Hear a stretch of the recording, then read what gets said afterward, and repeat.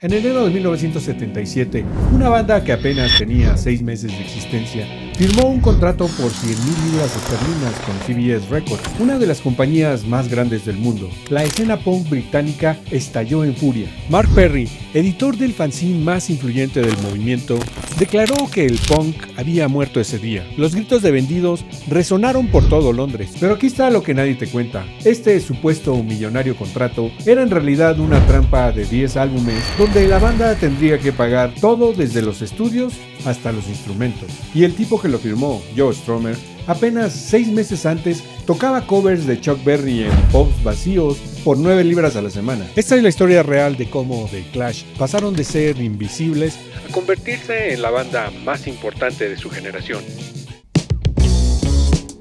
Antes de ser Joe Strummer, era Woody Mellor, y estaba a punto de tirar por la borda 2 años de trabajo. Pero aquí está lo que hace que su historia sea aún más extraña. Joe venía de un lugar donde no se supone que nazcan estrellas de punk. Su padre había trabajado en la Oficina de Relaciones Exteriores británica, un diplomático de carrera. Joe había asistido a internados, tenía lo que en papel parecía un pasado privilegiado. Y sin embargo, cuando llegó 1975, tenía 24 años y había pasado varios años trabajando en empleos miserables que la mayoría de la gente ni siquiera consideraría. Limpiaba baños, cavaba tumbas en cementerios, cualquier trabajo que pudiera conseguir, mientras intentaba darle vida a su carrera musical. No era una pose, no estaba jugando a ser pobre. Esta era su realidad mientras perseguía algo en lo que creía, aunque nadie más lo viera todavía. Y la gente no iba a dejar que lo olvidara. Desde que Clash saltó a la prominencia en el 77, Joe ya estaba siendo el target de las críticas. El hecho de que era uno de los líderes más carismáticos que había surgido en años, un brillante creador de letras y un artista ferozmente cautivador, debería haber sido suficiente. Cuando Joe pasó a mejor vida en el 2002, fueron estas cualidades por las que se le recordó. Una avalancha de tributos describió a Joe como el punk definitivo, un portavoz de una generación y un icono comparable con John Lennon y Bob Marley. Mayo de 1975. El pub Elgin en Ladbroke Grove, un antro destartalado donde la clientela habitual eran bebedores veteranos, algunos locales y tipos dudosos. Ahí, cada jueves por la noche, durante el resto de ese año, tocaba una banda llamada los One Oneers. El cantante y guitarrista todavía se hacía llamar Woody Mellor. Woody era simplemente un apodo que había usado durante años, derivado de su nombre real, pero eso estaba por cambiar de una manera bastante peculiar. El periodista Alan Jones de Melody Maker había planeado durante mucho tiempo hacer una entrevista con la banda. Recuerda estar sentado alrededor de una mesa del pub, a punto de comenzar. La banda se presentó uno por uno, pero cuando llegó el turno del cantante, sucedió algo inesperado. En lugar de simplemente decir su nombre, le pasó a Alan una lista de posibles nombres artísticos y le pidió que eligiera uno. Ahí estaba el tipo con una lista que había preparado con anticipación, básicamente pidiéndole a un periodista que le pusiera nombre. El único nombre que Alan pudo recordar de esa lista era Joe Strummer, y ese fue el que eligió. El nombre de Joe lo eligió por ser el nombre más común del mundo. El apellido describía perfectamente su estilo de tocar la guitarra. Joe era zurdo, pero había aprendido a lidiar con guitarras para diestros de forma básica y maníaca, rasgando con mucha fuerza. Cuando The Clash salió de gira, Joe tenía que usar lo que le llamaban un protector de rasgueo en el antebrazo, una mezcla de cinta adhesiva y vendajes para evitar que su brazo se dañara con las cuerdas. Los One Oneers eran la banda más salvaje de la nueva generación de grupos de pop rock que actuaban contra las indulgencias tediosas del rock progresivo. El repertorio estaba salpicado de clásicos de Chuck Berry como Johnny B. Good, Carol y Roll Over Beethoven. También tocaban a Bo Diddley, el innovador guerrero del ritmo voodoo. La técnica rudimentaria de guitarra de Joe recordaba a un joven Keith Richards, basada en martillar el ritmo al estilo de Chuck Berry. La banda también comenzó a agregar canciones originales de Joe, como Kiss to Your Heart, Motor Boys Motors y Hideaway. Ya fueran covers u originales, los One Oneers se volvieron distintivos en gran medida por el sello maníaco de Strummer. En su entrevista con Alan Jones, Joe casi estaba delineando un manifiesto punk. Dijo que si vas a ver a un grupo de rock, quieres ver a alguien desgarrando su alma a 36 compases por segundo. no escuchar blandenguerías instrumentales. Afirmaba que desde el 67 la música se había estado persiguiendo a sí misma en un callejón sin salida. La naturaleza de su creciente carga de presentaciones decía algo sobre la orientación social de Joe. Los One-O-Oners tocaban para causas locales, como para asociaciones sin fines de lucro y para el Centro de Asistencia Legal local. En junio y agosto también tocaron algunos shows en el Club St. Moritz. Las primeras incursiones de la banda en el West End no fueron exitosas. Las multitudes a menudo mostraban el mismo tipo de indiferencia que recibían los primeros shows del punk. Pero todo cambió el 6 de noviembre de 1975. Ese día, los cimientos de la escena musical londinense comenzaron a temblar cuando los Sex Pistols tocó su primer show, apoyado por una banda llamada Bazooka Joe, corto, caótico y confrontacional. Los Pistols comenzaron a rodar una nueva pelota cuyo impacto irreparable se sentiría en pocos meses. A pesar de la creciente reputación de los One-O-Oners, Joe se había estado sintiendo cada vez más frustrado. Más tarde le contó a Paul Morley que eran 6 shows a la semana durante tal vez 18 meses. Era simplemente una paliza. Parecía que eran simplemente invisibles. Joe comenzaba a perder la cabeza. Regresaban a Londres alrededor de las 5 de la mañana, descargaban el equipo y se preguntaban de qué diablos se trataba todo eso. Simplemente iban tambaleándose de un show al siguiente, golpeándose la cabeza contra la pared. Joe necesitaba algún tipo de socio musical con quien rebotar ideas y ayudar a convertir sus ideas volcánicas en canciones reales. Y entonces llegó el 3 de abril del 76. Los One-O-Oners tocaban en el Nashville, apoyados por los Sex Pistols. Joe los vio y tuvo una revelación. Se dio cuenta de que su grupo de pop rock, aunque bueno, era cosa del pasado. Mientras Joe se frustraba en pubs vacíos, otro tipo pasaba sus días haciendo audiciones que nunca terminaban en nada. Mick Jones nació para el rock and roll. Desde que era un niño no soñaba con nada más que estar en una banda de rock. Era de esos chavos que compraban NME religiosamente cada semana, estudiando cada palabra como si fuera una biblia del rock. Como muchos de su generación, la gran parte de su educación musical vino de John Peel, en su programa Perfume Garden, en la estación pirata Radio London. Joe también lo había escuchado mientras estaba en el internado. Peel era un santo en ese mundo, el tipo que les presentaba desde Captain Beefheart hasta el joven Mark Bolan. Le enseñó tanto a Mick como a Joe el poder que tenía la radio para cambiar vidas, para volarte la cabeza completamente con solo escuchar algo nuevo. Ahora, aquí es donde se pone interesante. En el Londres de mediados de los 70 había toda una red de tipos tratando de armar bandas, todos audicionando entre sí. Era como un mercado negro de músicos, y fue a través de esta red que alguien llamado Kevin presentó a Mick con el bajista llamado Tony James. Kelvin, con toda la ambición despiadada, nunca llegó a ningún lado, pero Mick y Tony conectaron de inmediato, y esa amistad duró por varios años. Decidieron formar un grupo y lo llamaron London SS. Ahora, el London SS nunca fue realmente una banda en el sentido tradicional. Era más como un concepto, una idea. Mick lo explicó perfectamente. No era un grupo adecuado. Todo lo que hacían era hacer audiciones. Pero esas audiciones eran importantes. Colocaban anuncios en Melody Maker cada semana, siempre mencionando sus influencias clave.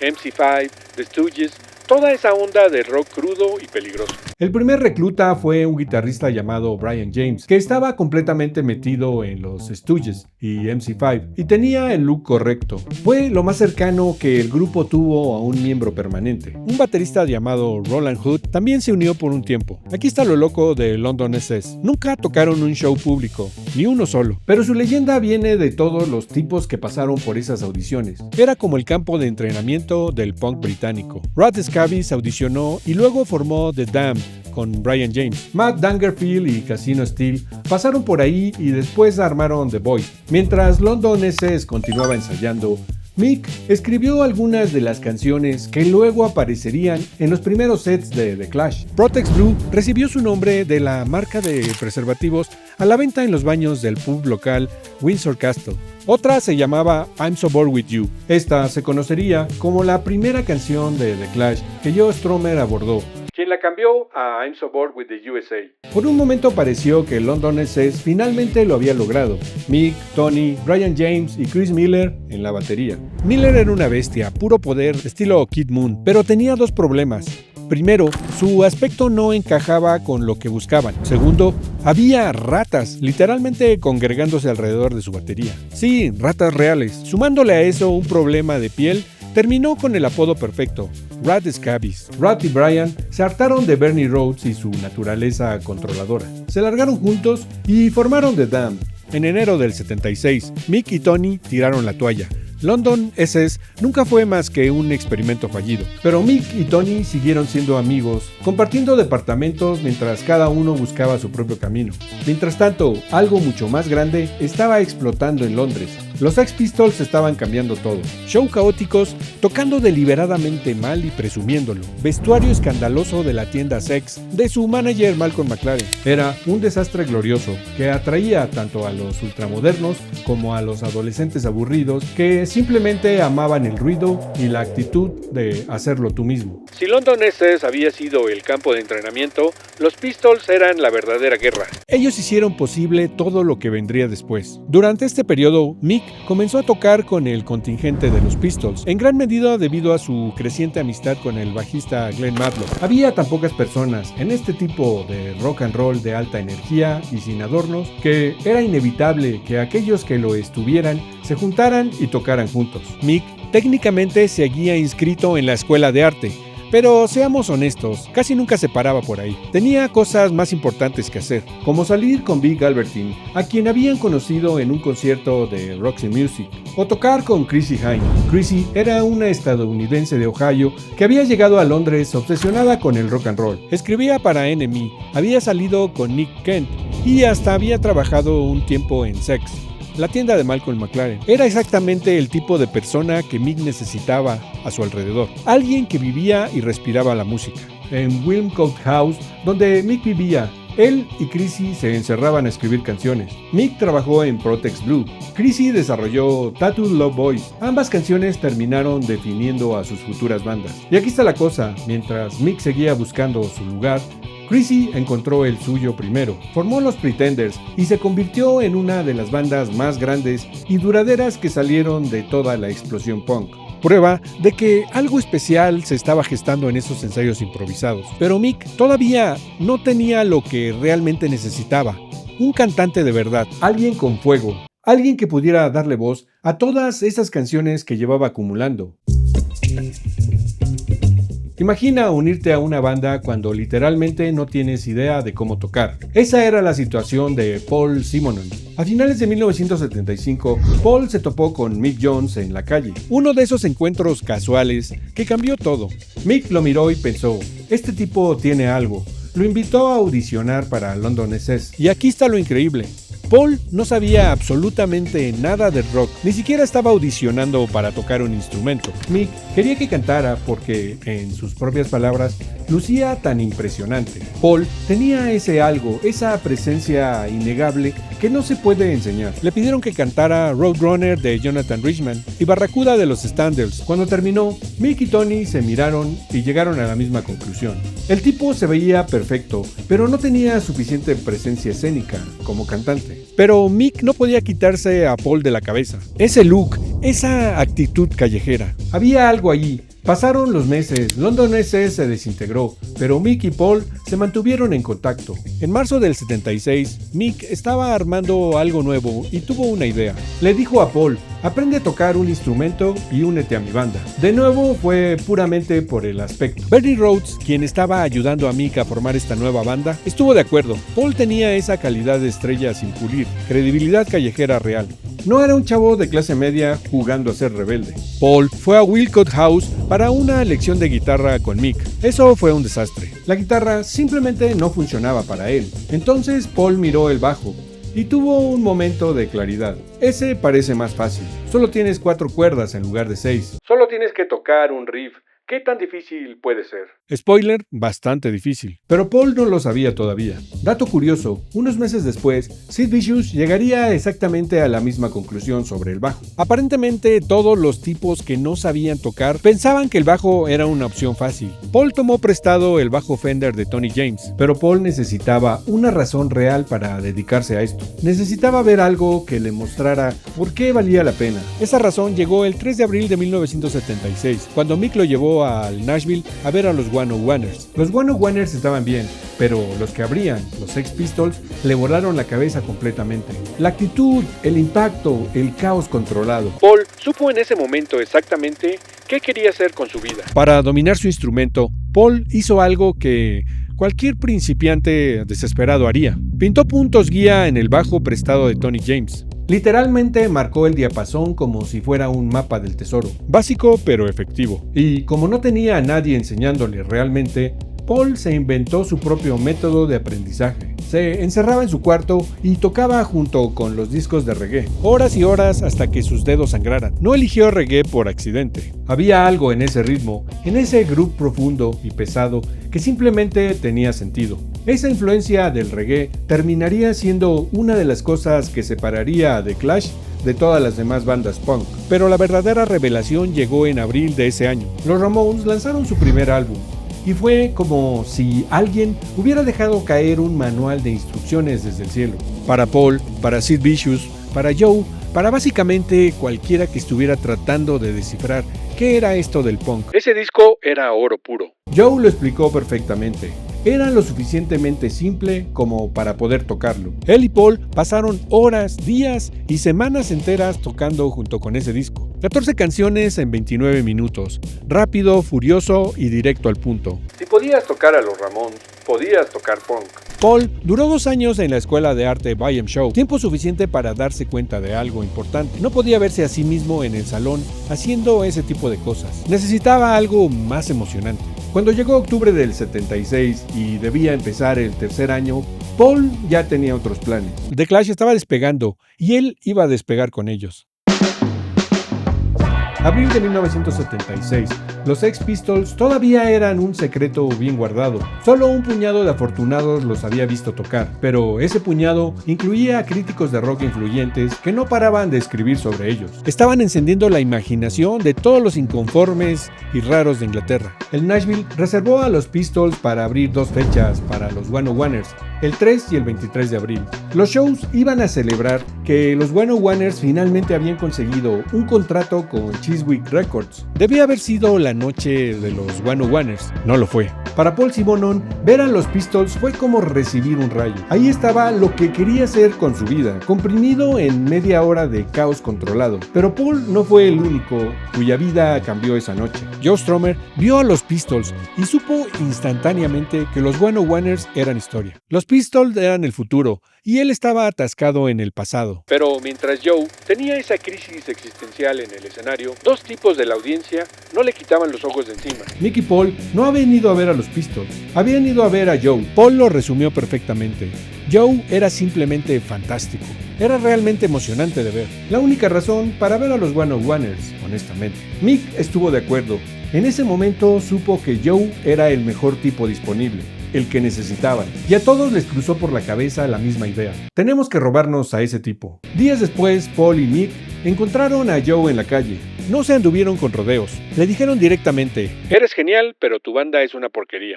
Joe ya lo sabía, solo necesitaban que alguien más lo dijera en voz alta. El final llegó el 31 de mayo, que también resultó ser el día en que se lanzó Keys to Your Heart, el primer sencillo de los One Oh Oneers. Esa noche, 2 tipos fueron a verlos tocar al Golden Lion en Fulham. Uno era Bernie Rhodes, un personaje que venía del mismo círculo que Malcolm McLaren, el manager de Sex Pistols. Bernie era conocido por su naturaleza dominante y su visión de lo que el punk podría ser. Trabajaba en estrecha colaboración con McLaren y compartía su enfoque provocador y controlador sobre cómo manejar las bandas. De hecho, había habido conversaciones sobre que Bernie y Malcolm unieran fuerzas para comenzar un nuevo sello discográfico con sus respectivas bandas, aunque eso nunca se materializó. El otro era Keith Lavine, un joven guitarrista que ya formaba parte de la banda que Bernie estaba armando. Keith tenía sus propias ideas sobre cómo debería sonar el rock and roll en el futuro, influenciado por bandas como Stooges y MC5. Era técnicamente hábil, pero también tenía una vena experimental que lo separaba de los típicos guitarristas del rock. Después del show, Bernie y Keith se sintieron obligados a hacer su movimiento. Fueron directamente al camerino y le preguntaron a Joe si le gustaría venir a conocer al resto de su banda, con miras a unirse a ellos. No era una invitación casual. Bernie ya tenía en mente una visión específica.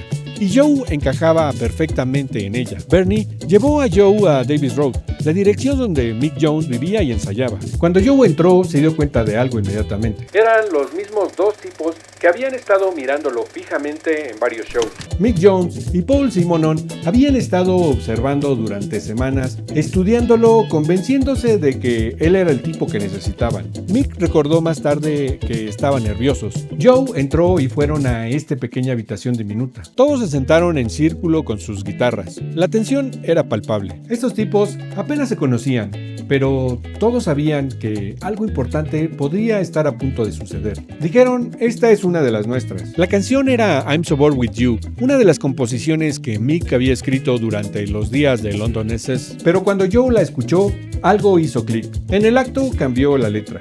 I'm So Bored With You se convirtió en I'm So Bored With The USA. Más tarde reescribiría toda la letra para arremeter contra la influencia superficial de la cultura gringa en el Reino Unido. Después de tocar, le preguntaron directamente si le gustaría unirse al grupo. No fue una conversación larga ni llena de promesas vacías. Fue directo. Ellos lo querían, él los quería. Le dieron 48 horas para decidirse. Joe llamó en 24. Su respuesta, de acuerdo, estoy dentro. Podía haber parecido una decisión apresurada, tirar 2 años de trabajo duro. Los Pistols le habían dado un golpe de realidad sobre hacia dónde tenía que dirigir su destino, y los tipos de Davis Road tenían una chispa que apuntaba al futuro. Ellos ya lo estaban haciendo de alguna manera, y lo que les faltaba era un cantante con personalidad y letrista. Eran un rompecabezas, esperando que la pieza final cayera en su lugar. Ahora tenían a Joe, a Mick, a Paul, a Kid en la guitarra, solo faltaba una pieza, un baterista que pudiera con el trabajo. En junio encontraron a Terry Chimes. Terry era del este de Londres, de Mile End. Había audicionado antes para Violent Lock y London SS y lo habían rechazado probablemente porque su aspecto no era el correcto. Pero ahora la situación era diferente. Con Joe, Mick y Paul al frente, la línea visual ya estaba resuelta. Lo que necesitaban era alguien que pudiera realmente tocar, especialmente porque Paul apenas estaba aprendiendo el bajo. No podían darse el lujo de tener a otro novato en la batería. Joe tenía un dicho: solo eres tan bueno como tu baterista. Y Terry, que adoraba a John Bonham de Led Zeppelin, era un buen baterista, sólido, poderoso, confiable. Pero había un problema. Terry no conectaba con toda la cosa política de The Clash. Joe lo llamaba su comportamiento estalinista lunático descontrolado. Terry era un tipo normal que quería tocar en una banda y algún día comprarse un auto deportivo llamativo. The Clash exigía compromiso total, entrega absoluta a la causa. Terry no podía dar eso. Pero tampoco importaba tanto todavía. Podría golpear esa batería como nadie y darle a la batería ese impulso protobombástico que necesitaban para sus primeros shows. Por ahora eso era suficiente. Desde las reuniones iniciales con The Clash, era obvio que Joe había tomado muy en serio su nuevo papel como profeta del punk, lo que a menudo significaba ser callado y severo. Su sentido del humor se haría evidente con el tiempo, pero al principio algunos interpretaban su dedicación absoluta como frialdad. Joe no solo renegó de su pasado, lo destruyó. Ponía consignas en su ropa como Chuck Berry terminó la suscripción a esta vida. Bastante fuerte cuando consideras que Chuck Berry había sido su héroe toda la vida, el artista de su EP favorito de todos los tiempos. El lema de Joe en ese momento era simple y directo: The Clash es la única banda que importa, con mayúsculas. Ahora tenían a los músicos, solo necesitaban un nombre. Paul estaba hojeando una copia del London Evening Standard, el periódico de la tarde, cuando algo le llamó la atención. La palabra Clash aparecía por todos lados. Clash aquí, Clash allá. Paul levantó la vista y dijo: ¿qué tal The Clash? Todos se quedaron callados por un momento. Luego alguien dijo: perfecto, describe exactamente nuestro sonido. Pero tenía que ser The Clash, con D adelante. Eso era innegociable. No solo Clash, The Clash. Claro, había otros nombres en la mesa: The Phones, The Mirrors, The Psychotic Negatives, que era probablemente demasiado largo para caber en un póster. El subcampeón había sido The Hard Drops, inspirado en la canción de Big Youth, Lightning Flash, que estaba sonando en ese momento. Pero ninguno de estos nombres tenían el impacto de The Clash. Era directo, era violento, era exactamente lo que necesitaban. Con el nombre resuelto, necesitaban un lugar donde ensayar. Bernie Rhodes encontró el sitio perfecto, o al menos el único que podían pagar. Se llamaba Rehearsal. El lugar era un desastre absoluto. estaba en un complejo casi en ruinas de almacenes ferroviarios que llegaban hasta el famoso Roundhouse de Chalk Farm. Básicamente una zona industrial abandonada que nadie más quería. La banda guardaba su equipo y ensayaba en una sala de la planta baja que alguien había drapeado con telas rosas. Tenían una fila de viejas sillas de dentista para que los espectadores se sentaran, lo cual le daba un aire bizarro como de consultorio médico, convertido en sala de ensayo. No había calefacción y el baño, bueno, mejor ni hablamos de eso. Era ese tipo de baño donde preferías aguantarte. Pero el lugar se convirtió en mucho más que un simple cuarto de ensayo. Durante un tiempo, Paul literalmente vivió ahí. No tenía a dónde ir. En algún momento u otro, toda la banda y el equipo terminaron en ese lugar, durmiendo en el piso, despertando con un frío brutal en las mañanas londinenses. Arriba había una sala más grande, donde Paul había pintado un mural gigante, un depósito de chatarra de autos bajo la sombra de Westway. Esa autopista elevada que cortaba a través del oeste Londres como una cicatriz de concreto. El Westway se convertiría en un símbolo central de The Clash, apareciendo en sus letras, en sus fotos, en todo. Era su paisaje, su telón de fondo, su realidad diaria. También tenían una rocola cuando funcionaba. Estaba repleta de discos de reggae, de Desmond Dekker, de Taper Suki, todo el catálogo de los favoritos de la banda. Esa rocola terminó siendo casi tan importante como los ensayos mismos. Les enseñó sobre ritmo, sobre groove, sobre cómo el reggae y el punk podían coexistir. El edificio todavía existe hoy en día, pero ahora forma parte del rediseño Camden Market, todo limpio y comercial. Difícil imaginar que alguna vez fue el cuartel general destartalado donde The Clash inventó su sonido. Su primer show fue tan caótico que tuvieron que construir el escenario ellos mismos. El primer show de Clash fue un asunto discreto, apoyando a Sex Pistols el 4 de julio de 1976 en el Black Swan de Sheffield, también conocido como el Monkey Dog. Aunque cometieron algunos errores, el concierto salió bien y esa fue la primera vez que Simonon estuvo en el escenario. Fue muy entretenido. La noche después de su primer show, el 5 de julio, la banda ya estaba de vuelta en Londres. No para tocar, sino para hacer tarea. Esa semana, Dingwalls, un club que quedaba prácticamente al lado de donde ensayaban, tenía el show más esperado del momento, Flaming Grooves y The Ramones en la misma noche. Para tipos como ellos que venían del mundo de los Pistols y estaban construyendo algo nuevo, esto era mucho más relevante que ir a ver a Rolling Stones en algún estadio gigante. Los Stones eran leyendas inalcanzables, pero los Groovies y los Ramones eran tangibles, reales, algo que podías estudiar y entender. Era el manual de instrucciones en vivo, y algo había cambiado en ellos. Para entonces The Clash ya estaba comenzando a desarrollar su look distintivo. Habían empezado a personalizar su ropa con pintura, tirándole eslogans y símbolos con spray directamente a las camisas y chamarras. No era moda, era declaración. Joe había dejado atrás cualquier rastro del tipo de los One on Ones. Su comportamiento había cambiado por completo. Ya no era el músico de pop que se tambaleaba borracho después de los shows. Ahora exudaba una nueva asertividad, casi agresiva. Tenía un propósito, una misión. Este era el nuevo Joe Strummer y no había vuelta atrás. El segundo show de The Clash, el 13 de agosto, estaba destinado a hacer su presentación oficial al mundo, un set solo por invitación en rehearsals para unos 25 invitados. Estos incluían varios periodistas, agentes y amigos. El periodista Giovanni D'Adomo estuvo presente y le dio a The Clash una crítica efusiva. Pensó que era la primera banda en aparecer que realmente asustaría a los Sex Pistols. Su reseña mencionaba que Strummer finalmente parecía haber encontrado su nicho. Sus entregas siempre mecánicas finalmente habían encontrado su lugar en un tapiz convincente de sonido y color. Giovanni elogió el aspecto del grupo, la asimilación de estilos musicales y el ataque hasta el punto en que sentías que estabas leyendo sobre la banda con la que siempre habías soñado. El primer gran show público de la banda fue el Midnight Special, el 29 de agosto, en el cine Screen on the Green de Islington, con capacidad para 500 personas. The Clash nuevamente apoyó a los Pistols. Este evento más tarde pasaría a la historia como la noche en la que el punk rock del Reino Unido se hizo público. La noche se había modelado según el tipo de happening multimedia de los 60, donde se proyectaban películas entre las atracciones en vivo. A The Clash solo se le permitió tocar con la condición de que construyeran el escenario. Por más agotados que pudieran haber estado, el set de la banda, que se conservó en un bootleg bastante turbio, se entregó con mucha energía.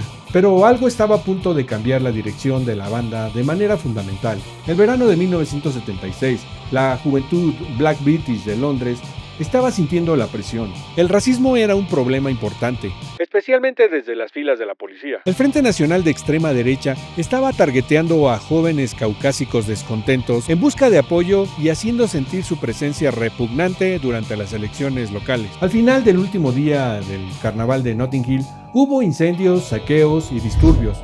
Fue provocado inicialmente por la presencia abrumadora de la policía. Joe, Paul y Bernie habían ido y se encontraron atrapados en la acción.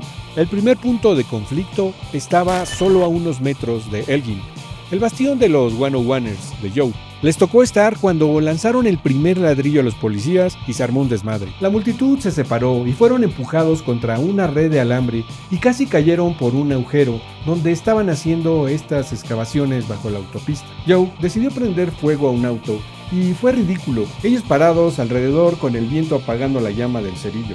Eso es lo que dio lugar a la canción White Riot, porque participaron en el disturbio. No es que The Clash se haya equivocado al inspirarse en el rollo del carnaval para su canción White Riot. Más bien, estaban diciendo, banda blanca, échenle gana. Quieren que tengan el mismo fuego por cambiar las cosas que los jóvenes Black British de Notting Hill. No es que tengan que andar aventándole piedras a la policía, sino dejar la indiferencia, actuar y no conformarse con su patética vida. Paul andaba bien clavado con el reggae, y Don Letts, el DJ y cineasta, que se hizo famoso porque se plantó solo frente a un muro de policías en el carnaval, les dio toda la inspiración. Y con todo lo que estaba pasando en Notting Hill, The Clash, sobre todo Joe, se conectaron con esa realidad de la calle que nunca dejaron de sentir. La salida de Keith Lavigne de The Clash ha tenido varias versiones, pero la realidad es que no se presentaba seguido a los ensayos, y la banda terminó por dejarlo fuera.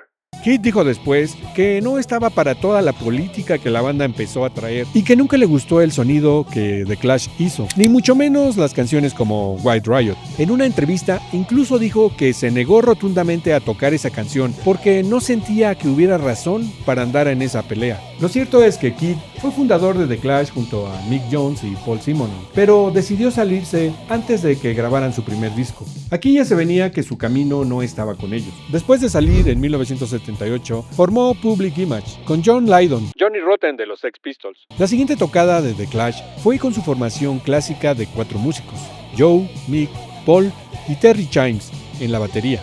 Fue la noche de apertura del festival punk del Club 100, el 20 de septiembre, y ahí empezó de verdad el ruido de The Clash. El festival duró 2 días, y esa noche The Clash tocaron en el mismo cartel que los Sex Pistols, los reyes del punk. Pero pronto quedó claro que The Clash ya tenía su propia banda de seguidores. Mientras que los Pistols eran anti todo y un poco más difíciles de imitar, The Clash llegaban con un mensaje más accesible y positivo. Además, podías vestir como ellos sin gastar una lana en ropa rara. Con una camiseta de segunda mano y un poco de pintura, ya estabas dentro. No como los pantalones bondage que nadie podía comprar. Pero eso no es todo. Poco después, The Clash firmó un contrato que levantó polvo y trajo mucha polémica. Pero, ¿qué pasó realmente con ese contrato? ¿Por qué fue tan escandaloso? Entre diciembre del 76 y enero del 77, varios sellos se peleaban por The Clash, y al principio parecía que Polydor se llevaba la mano. Pero el 27 de enero de 1977 pasó lo que nadie esperaba. La banda firmó con CBS por 100,000 libras. Esto sorprendió a todos, hasta la misma banda, porque se creía que Bernie había cerrado el trato por 25,000 libras con Polydor, pero llevó a The Clash directo con CBS.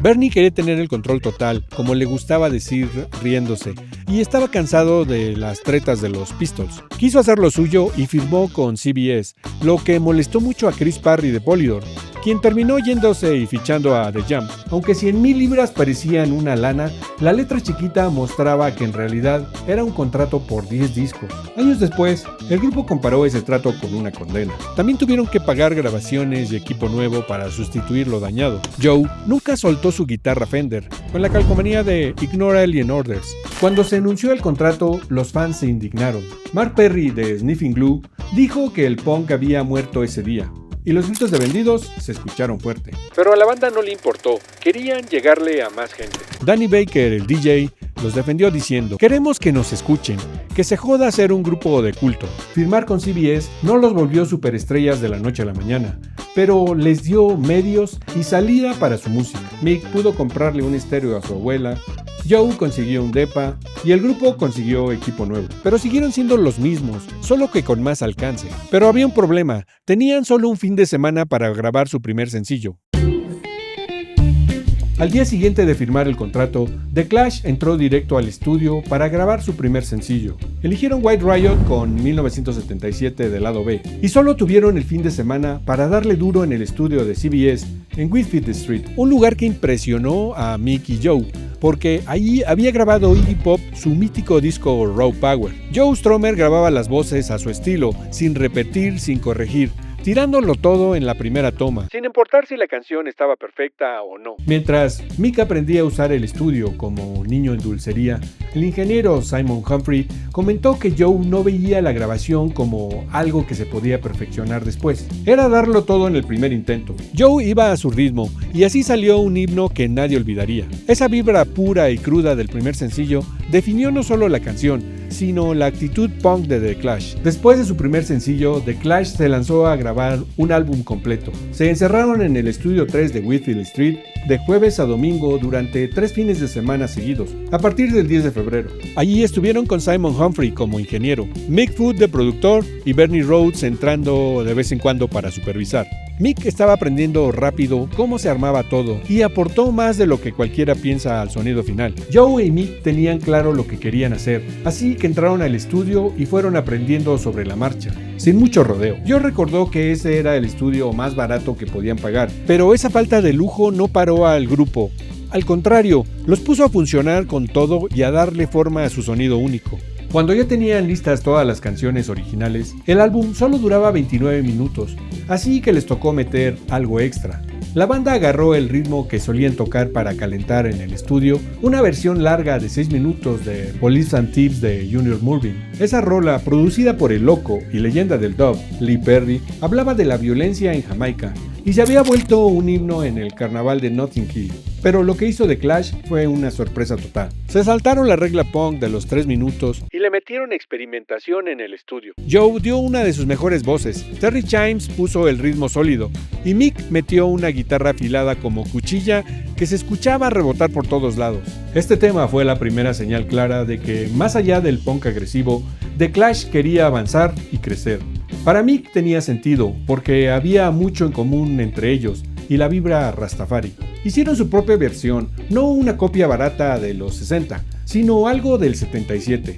Bien fresco y con ganas de prender a la banda. Sabían que los iban a criticar, pero no les importó. Arriesgarse era parte del plan para marcar el camino.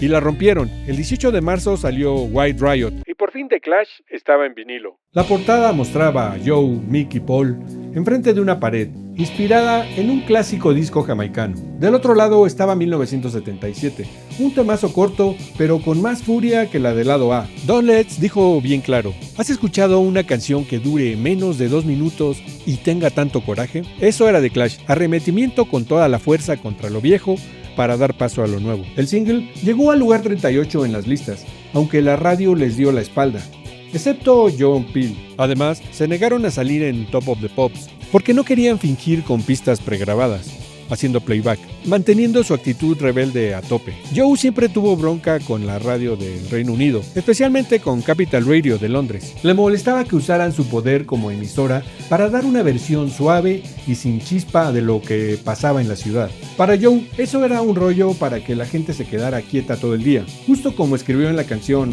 Capital Radio, que The Clash empezó a crear después de un show en Harlesden. Al fin de mes, Joe explotó con otra crítica fuerte en una entrevista para Melody Maker.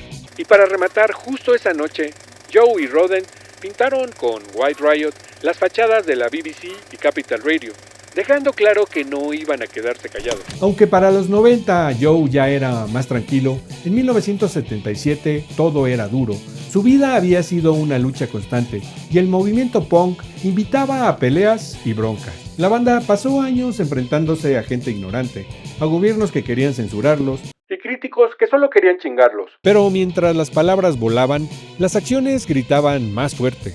El 8 de abril salió The Clash, su primer álbum, y nadie en CBS esperaba que llegara al número 12 en las listas. Ellos pensaban que The Clash era solo una moda punk para rellenar un hueco en los fines de semana. Pero la banda explotó justo ahí, bajo la nariz de todos. Las reseñas fueron para todos los gustos. De un lado, Tony Parsons, Mike Perry y otros aplaudían con ganas. Del otro, varios quisquillosos, como Mike Oldfield de Melody Maker, los ignoraban por completo o criticaban sin entender la fuerza y frescura que traían. Tony Parsons le dio una reseña brutal al álbum, llamándolo un golpe directo a los prejuicios ignorantes y conformistas. Dijo que Jones y Stromer pintaban la realidad de las calles británicas con tanta fuerza que casi te cortaba el aire, y que sus canciones eran verdad pura. Con el álbum The Clash, la banda lanzó uno de los discos de rock más intensos y emocionantes de la época. Ahora tenía que haber una gira para promocionar el primer álbum, The Clash, pero el grupo todavía no había encontrado a ese escurridizo baterista permanentemente. Después del concierto en Harlesden, Terry Chimes se salió de The Clash para armar su propia banda llamada Gem, pero esto no duró mucho. Luego de un rato como reemplazo de Jerry Nolan en los Headbreakers, Terry se unió a Kid Lavin en Cowboys International, buscando su lugar en el mundo del rock. Más adelante, Terry regresó a la carga con The Clash en 1983, después de una temporada con Generation X, poniendo ritmo en la batería de nuevo. Terry no solo fue el baterista original de The Clash, también tuvo una carrera movida, tocando con bandas como Black Sabbath, Hanoi Rocks y Johnny Thunders, pero al final decidió dejar la música para volverse quiropráctico. Un dato curioso es que en el primer álbum de The Clash aparece acreditado como Tory Crimes, una especie de broma porque el resto no estaba muy contento con sus ideas políticas. Este regreso de Terry años después muestra que, aunque pasó por varias bandas, el vínculo con The Clash nunca desapareció del todo, y aún así dejó su sello en la historia del punk británico. Regresando al punto donde Terry los dejó, se dieron a la tarea de publicar anuncios buscando baterista en la revista Melody Maker. Topper, como se le conoció, fue un regalo de los dioses para The Clash. Podía segmentar sus fusiones musicales y abrirse paso a través de ellas con asombrosa agilidad y poder. Su interés en las artes marciales le dio la resistencia y el músculo necesarios. Además, era medio intenso, lo que ayudaba. Nicky nació en Bromley, Kent, el 30 de mayo de 1955, pero creció en Dover. A los 14 años se rompió gravemente la pierna jugando fútbol. Estuvo enyesado durante 6 meses. Estaba realmente deprimido y en cama. Por eso consiguió una batería. Además de los Beatles y las bandas de blues, Nicky amaba a los gigantes del jazz. Al igual que Joe, también era fanático de Captain Beefheart. Simplemente quería ser el mejor baterista del mundo. El joven baterista tocó jazz en un pub local, rock progresivo, y lo último que había hecho era tocar en una banda de heavy rock con el guitarrista gringo Pat Travers. Había audicionado con éxito para el desafortunado London SS, que no llegó a nada. Nicky no vio a Mick durante más de un año, hasta que los dos se encontraron de nuevo en un concierto de The Kings. Mick le pidió que fuera a una audición, pero no se presentó. Pero luego los vio en la portada de NME y decidió contactarlos, porque acababan de darle aire en la banda en la que tocaba. Simplemente fue, golpeó con madre la batería y consiguió el trabajo. La alineación clásica de The Clash se completó cuando llegó Topper Headon, y eso cambió todo. Joe le dio todo el crédito en el documental Westway to the World, porque Topper no solo era un baterista con talento, sino que abrió la puerta a sonidos nuevos para la banda. Joe decía que en el rock and roll eres tan bueno como tu baterista, y con Topper se volvieron una unidad musical más fuerte, porque él no se asustaba de tocar soul, funk o reggae. Fue un cambio gigante para ellos. Mick recordó que cuando buscaban baterista, además de la audición, les hacían un corte de cabello, pero con Topper no tuvieron que pasar por eso. Ya desde antes querían que él se uniera, aunque no fue hasta que la banda empezó a despegar que Topper se metió de lleno. Su primer show con The Clash fue una especie de calentamiento para la gira White Riot en París el 27 de abril. Esa gira White Riot logró lo que la de Anarchy no había conseguido 6 meses antes. The Clash fue cabeza de cartel, con bandas como Buzzcocks, Subway Sec y The Slits como apoyo. Hasta The Jam estaba en el cartel, aunque eran bastante más correctos y setenteros para encajar con el punk rebelde. Pero fue una una estrategia para llenar sillas. The Slits estaban en la onda disruptiva, igual de impactantes que los Sex Pistols, y tenían conexiones personales con The Clash. Joe había estado con Palmolive y Mick con Viv Albertine, la nueva guitarrista de The Slits, y eso les daba un vínculo especial. The Clash estaba listo para llevar su mensaje al máximo. La gira White Riot arrancó el 1 de mayo, con 27 fechas por toda Gran Bretaña. Comenzaron en Guildford y cerraron 4 semanas después en Dunstable, pero el punto fuerte fue el 9 de mayo en el Rainbow. Joe sacó todo su carácter para conectar con la gente, hasta el punto de pedir a los guardias que se quitaran del frente del escenario en St. Albans. En plena tocada se tiró al público y lo hicieron rebotar de vuelta al escenario. Un gesto fuerte que Mick contó después como la forma contundente de Joe para dejar claro lo que quería. En cada show, Joe se arrodillaba y entregaba el micrófono a los fans para que cantaran con él. Y cuando la cosa se ponía bien intensa, se metía en medio de la multitud para calmar las broncas o simplemente disfrutar del caos. En St. Albans, la policía confiscó casi 50 llaves de hotel y almohadas del tour, y casi acusan a cada uno de robo. Al final, Joe y Topper aceptaron cargar con la culpa juntos y tenían que ir a la corte de Newcastle. Cuando la gira llegó al Rainbow, el desmadre fue tanto que tuvieron que prometer que pagarían cualquier daño que hicieran.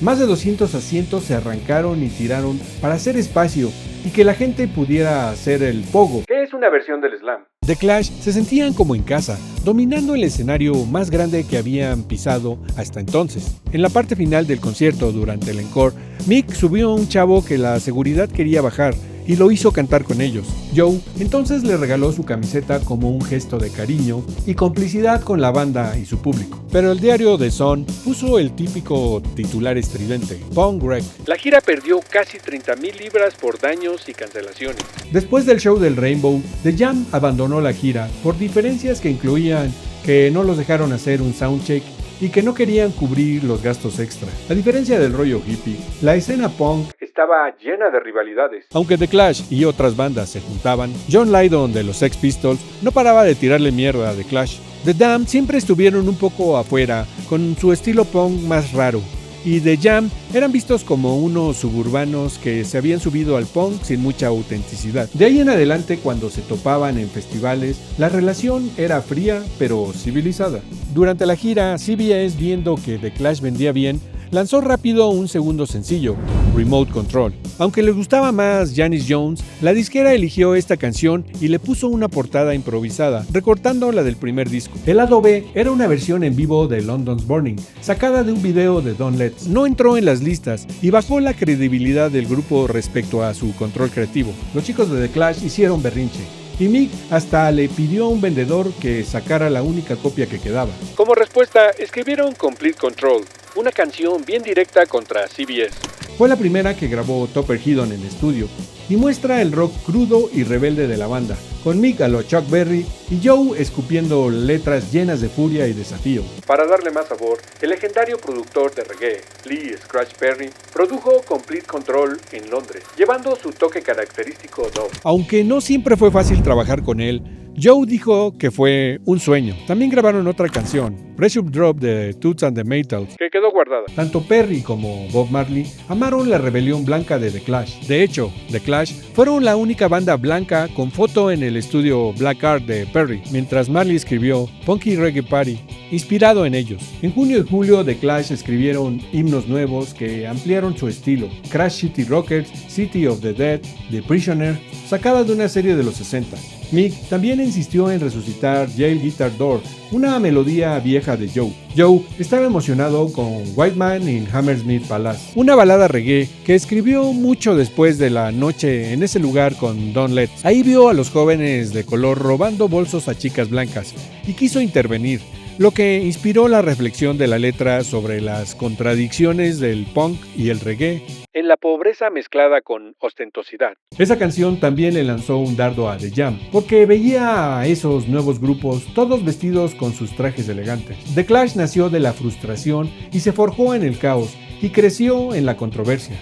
Joe Strummer dejó atrás 2 años de trabajo duro por una visión. Mick Jones pasó meses audicionando gente hasta encontrar las piezas correctas. Paul Simonon aprendió a tocar el bajo prácticamente de la nada, y Topper Headon llegó justo a tiempo para completar el rompecabezas. Ese contrato con CBS que todos criticaron les dio la plataforma para ser escuchados por millones. Ese primer álbum, grabado en el estudio más barato, alcanzó el número 12. Y esa banda, que supuestamente había traicionado al punk, acababa de redefinir qué significaba ser una banda de rock and roll. En menos de un año habían pasado de ser invisibles a inevitables. Joe había encontrado su voz, Mick había encontrado su socio, Paul había encontrado su propósito y Topper había encontrado su lugar. No se trataba de venderse, se trataba de ser escuchados. No se trataba de dinero, se trataba del mensaje. Ese mensaje estaba a punto de resonar alrededor del mundo de una manera que nadie, ni siquiera ellos mismos, podrían haber imaginado. Porque esto era solo el comienzo.